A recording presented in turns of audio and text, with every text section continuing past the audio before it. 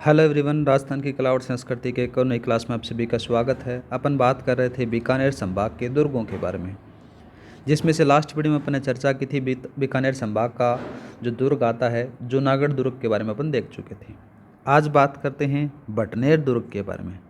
बटनेर दुर्ग है ये राजस्थान का सबसे प्राचीन दुर्ग माना जाता है। हर मिट्टी से बना हुआ है। कहाँ है ये, इसकी विशेषताएँ कौन कौन सी हैं, किसने बनाया, किसने आक्रमण किया, वो सारी चीज़ें अपन देखने वाले हैं। तो सबसे पहले हेडिंग डालो बटनेर का किला। बटनेर के किले के बारे में जब चर्चा होती है तो स्थान आपसे पूछा जाएगा, ये हनुमानगढ़ में है। कौन सी नदी पर बना हुआ है, तो याद रखना घग्गर नदी के मुहाने पर यह बना हुआ है। इसकी श्रेणी आपसे पूछे तो धानवे श्रेणी के अंदर से इसको रखा जाता है। ठीक है, धानवे श्रेणी से क्यों, क्योंकि मरुस्थल से घिरा होने के कारण ये धानवे श्रेणी में रखा गया है। वास्तुकार बहुत बार पूछा गया है, आरपीएससी का फेवरेट है। याद रखना बटनेर दुर्ग का जो वास्तुकार माना जाता है वो कौन है, केकैया। ठीक है, निर्माण के बारे में बात करें तो इसका जो निर्माण करवाया जाता है, भाटी राजा थे, नाम था उनका भूपत भाटी ने इसका निर्माण करवाया। कब करवाया, 295 ईस्वी के अंदर से करवाया था। मिट्टी से बना हुआ है, राजस्थान का सबसे प्राचीन दुर्ग माना जाता है। ठीक है गाइज, अब बात करते हैं इसका एक नाम और देखने को मिल जाता है हनुमानगढ़। हनुमानगढ़ किस प्रकार से रखा जाता है उन्हीं के बारे में बात करते हैं। देखो गाइज, यहाँ पर जो शासक था बटनेर का, नाम आ जाता है उसका जापत भाटी। कौन था, जापत भाटी। इस तरफ से बीकानेर का एक शासक था, नाम आता है उसका सूरत सिंह। सूरत सिंह क्या करता है, बटनेर के ऊपर आक्रमण करता है। कब करता है, 1805 में। 1805 पर जब आक्रमण करता है तो ये जापत भाटी को हरा देता है। हराने के बाद में ये बटनेर दुर्ग को मंगलवार के दिन जीत लेता है। कब जीतता है, मंगलवार के दिन जीत लेता है। और बटनेर जो दुर्ग था उसका नाम बदल कर रख दिया जाता है हनुमानगढ़। किसने रखा, किसने चेंज किया, सूरत सिंह ने किया। सूरत सिंह कहाँ का शासक था, बीकानेर का था। कब आक्रमण करता है, 805 में करता है।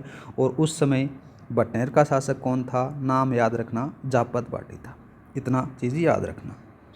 आगे बात करते हैं, जब सूरत सिंह है, सूरत सिंह इसके ऊपर आक्रमण कर लेता, मतलब अधिकार कर लेता है। बाद में यहाँ पर एक हनुमान जी का मंदिर का निर्माण करता है। ठीक है गाइज, आगे बात करते हैं इसके आक्रमणों के बारे में। आक्रमणों के बारे में जब चर्चा होती है तो महमूद गजनवी ने 1001 ईस्वी में बटनेर पर अधिकार किया। कब किया, 1001 ईस्वी के अंदर से। बाद में क्या होता है, शासन चलता जाता है। बलबन के शासनकाल में शेर खां यहाँ पर हाकिम हुआ करता था, याद रखना। शेर खां की कब्र यहाँ पर आपको देखने को मिल जाती है, आज भी वहाँ पर बनी हुई है। आपसे सीधा सीधा सवाल पूछेगा कि शेर खां की कब्र कहाँ पर है, तो याद रखना बटनेर दुर्ग के अंदर से बनी हुई है। 1398 की बात करते हैं। 1398 में तैमूर ने क्या किया, बटनेर पर आक्रमण किया और लूटमार मचाई थी। अब बात करते हैं बटनेर का युद्ध के बारे में। बटनेर दुर्ग के बारे में बात करें तो देखो, बटनेर दुर्ग है, इसके ऊपर जो शासक था नाम था उसका दुलचंद भाटी। बटनेर युद्ध के बारे में अपन चर्चा कर रहे हैं। इधर से आक्रमण कौन करता है, तैमूर लंग आक्रमण करता है। कब करता है, 6 नवंबर 1398 को करता है। ठीक है, अधीनस्थ बोर्ड बहुत सारी सवालों में पूछा जाता है, ये सवाल जरूर पूछता है। और इस आक्रमण के अंदर से दुलचंद भाटी है वो हार जाता है और तैमूर लंग की यहाँ पर जीत हो जाती है। ठीक है गाइस, अब बात करते हैं तैमूर लंग के बारे में। तैमूर लंग है, उसकी एक आत्मकथा है। इस आत्मकथा का नाम जरूर याद रखना, नाम आ जाता है तुजुके तैमूरी। क्या नाम आ जाता है, तुजुके तैमूरी आ जाता है। और तैमूर लंग की ये आत्मकथा है। इसने बटनेर दुर्ग के बारे में लिखा था, मैंने इतना मजबूत और सुरक्षित किला पूरे हिंदुस्तान में कहीं नहीं देखा। ये किस दुर्ग के बारे में लिखा गया है, ये बटनेर दुर्ग के बारे में लिखा गया है। किसने लिखा है, तैमूर लंग ने लिखा है। किस में लिखा है, तैमूर लंग की आत्मकथा थी, नाम था उसका तुजुके तैमूरी। मतलब उसकी बनावट के बारे में बखान कर रहा है तैमूर लंग अपनी आत्मकथा के अंदर से। ठीक है गाइस, आगे बात करते हैं। सर्वाधिक विदेशी आक्रमण झेलने वाला किला बटनेर दुर्ग है, याद रखना, क्योंकि ये उत्तरी सीमा पर बना हुआ है। इस प्रकार से जब अपन देखते हैं हनुमानगढ़ के ऊपर, इधर आ जाता है गंगानगर, इधर हनुमानगढ़ आ जाता है, तो इधर से कोई भी आदमी आता है और आक्रमण कर देता है, तो इस पर सर्वाधिक आक्रमण हुए थे। ठीक है, ये सीधा सीधा सवाल आपसे पूछ सकता है कि सर्वाधिक विदेशी आक्रमण झेलने वाला दुर्ग कौन सा था, तो नाम याद रखना बटनेर दुर्ग था।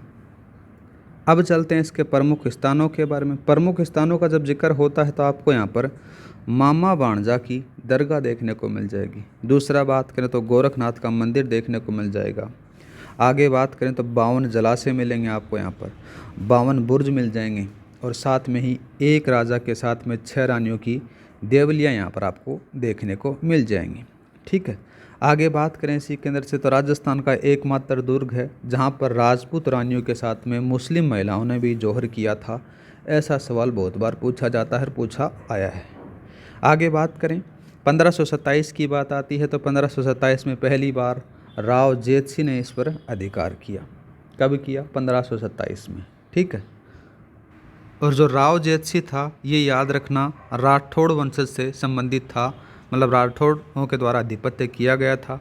ठीक है, फिर क्या होता है कि 1534 का समय आता है। 1534 के अंदर से हुमायूं के एक भाई थे, नाम था उसका कामरान, वो इस दुर्ग के ऊपर आक्रमण करता है और आक्रमण करने के बाद में क्या होता है कि राव जेतसी उस आक्रमण को झेल नहीं पाता है और वीरगति को प्राप्त हो जाता है। बाद में क्या होता है, जब वो इस प्रकार से लड़ रहा था तो राव जेतसी का वो ऐसा पराक्रम देखने के बाद में जो आक्रमण करता है, नाम आता है उसका कामरान, वो उसके साहस और वीरता को देखने के बाद में पीछे हट जाता है, अपनी सेना को वापस बुला लेता है। 1549 में बात करते हैं। 1549 के अंदर से क्या होता है कि बटनेर पर राठौड़ नाम आता है, ठाकुरसी का अधिकार होता है। फिर ऐसे शासनकाल चलता जाता है। फिर 1570 का समय आता है। 1570 में क्या होता है कि अकबर ने बटनेर पर अधिकार कर लिया, मतलब कि अकबर के अधीनता में आ जाता है 1570 में बटनेर दुर्ग। बाद में क्या करता है, अकबर दिल्ली रहता है, यहाँ का जो शासक संभाल नहीं पाता है, फिर ये किसको से देता है, बांदा को सौंप दिया जाता है। बांदा कौन था? ये ठाकुरसी का पुत्र हुआ करता था, ये याद रखना, ये इनको दे देता है अकबर। अब बात करते हैं बटनेर दुर्ग के बारे में। अब बटनेर का जो दुर्ग है इसको लेने के लिए दो लोगों के मध्य संघर्ष चलता है। एक आता है बाटियों के मध्य और दूसरा आता है जोहियों के मध्य। ये संघर्ष चलता रहता है कि इस पर अधिकार हम करें, जोहिये बोलते हैं कि इस पर अधिकार हम करें। बाद में क्या होता है कि इसके अंदर से 1805 का समय आता है। 1805 के अंदर से बीकानेर के अधिपत्य यहाँ पर चला जाता है, मतलब कि 1805 के अंदर से इस दुर्ग के ऊपर बीकानेर के शासक थे उनका अधिपत्य हो जाता है। आगे बात करें तो बटनेरगढ़ का जो किला है उसको उत्तरी सीमा का प्रहरी कहा जाता है। क्या कहते हैं इसको? उत्तरी सीमा का प्रहरी कहा जाता है। और बात करें तो राजस्थान का सबसे प्राचीन दुर्ग माना जाता है। राजस्थान का सबसे प्राचीन दुर्ग है ना, एक थोड़ा सा कोइंसिडेंस देखना कि राजस्थान का जो प्राचीन दुर्ग है वो बटनेर का किला है, मिट्टी से बना है। राजस्थान का सबसे नवीनतम किला है वो लोहागढ़ किला है, वो भी मिट्टी से बना हुआ है, याद रखना। ठीक है, ये मिट्टी से बना हुआ दुर्ग आ जाता है। इस प्रकार से आपका जो बटनेर का जो दुर्ग है वो कंप्लीट हो जाता है। और साथ ही जो मेन इंपॉर्टेंट हैं बीकानेर के दुर्गों के अंदर से बीकानेर संभाग के, एक तो जूनागढ़ सबसे ज़्यादा सवाल पूछे जाता है, दूसरा नाम आ जाता है बटनेर का किला। इन्हीं दोनों किलों के अंदर से सबसे ज़्यादा आरपीएससी सवाल पूछती है।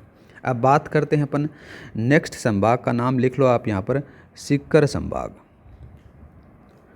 सीकर संभाग,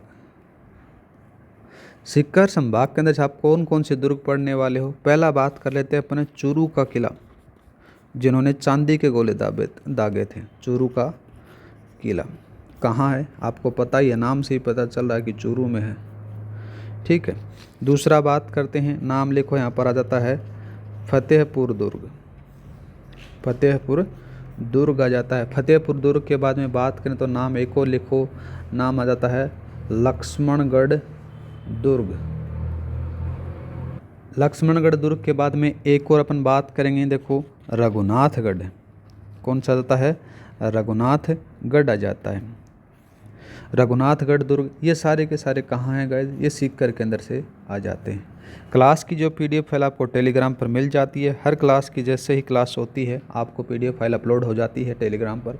टेलीग्राम का जो लिंक दे रखा है डिस्क्रिप्शन में दे रखा है, वहाँ पर जाकर आप ज्वाइन कर सकते हो।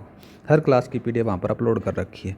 आगे बात करते हैं तो एक का नाम आ जाता है रतनगढ़, ये भी दुर्ग आ जाता है। और एक को नाम लिखा पर आ जाता है बिनादेसर। ये दोनों के दोनों कहाँ हैं? चूरू के अंदर से हैं। नाम नाम याद रख लेना। सीकर संभाग के अंदर से जो मेन दुर्ग हैं उन्हीं के बारे में अपन बात करेंगे। 3 हो गए, चौथा बात कर लेते हैं।